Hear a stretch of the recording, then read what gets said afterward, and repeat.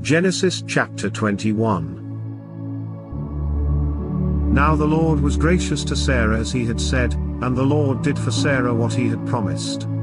Sarah became pregnant and bore a son to Abraham in his old age, at the very time God had promised him. Abraham gave the name Isaac to the son Sarah bore him. When his son Isaac was 8 days old, Abraham circumcised him, as God commanded him. Abraham was 100 years old when his son Isaac was born to him. Sarah said, God has brought me laughter, and everyone who hears about this will laugh with me. And she added, who would have said to Abraham that Sarah would nurse children? Yet I have borne him a son in his old age.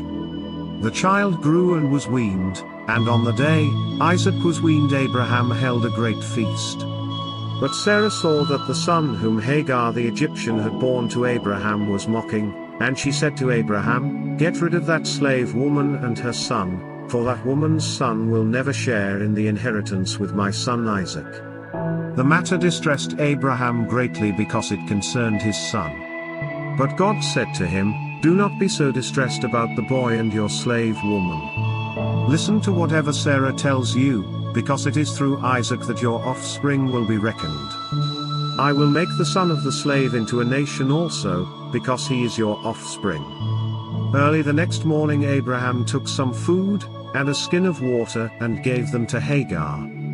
He set them on her shoulders and then sent her off with the boy. She went on her way and wandered in the desert of Beersheba. When the water in the skin was gone, she put the boy under one of the bushes. Then she went off and sat down about a bow shot away, for she thought, I cannot watch the boy die. And as she sat there, she began to sob. God heard the boy crying, and the angel of God called Hagar from heaven and said to her, what is the matter, Hagar? Do not be afraid, God has heard the boy crying as he lies there. Lift the boy up and take him by the hand, for I will make him into a great nation. Then God opened her eyes and she saw a well of water. So, she went and filled the skin with water and gave the boy a drink. God was with the boy as he grew up.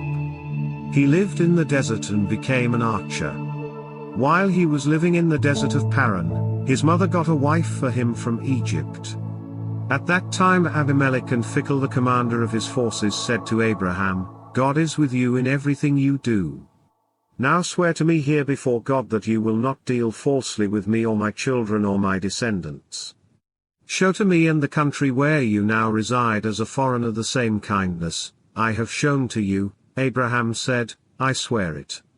Then Abraham complained to Abimelech about a well of water that Abimelech's servants had seized. But Abimelech said, I don't know who has done this. You did not tell me, and I heard about it only today.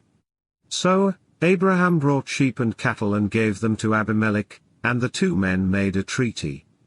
Abraham set apart 7 ewe lambs from the flock, and Abimelech asked Abraham, what is the meaning of these 7 ewe lambs you have set apart by themselves? He replied, accept these 7 lambs from my hand as a witness that I dug this well. So that place was called Beersheba, because the two men swore an oath there. After the treaty had been made at Beersheba, Abimelech and Phicol the commander of his forces returned to the land of the Philistines. Abraham planted a tamarisk tree in Beersheba, and there he called on the name of the Lord, the eternal God. And Abraham stayed in the land of the Philistines for a long time.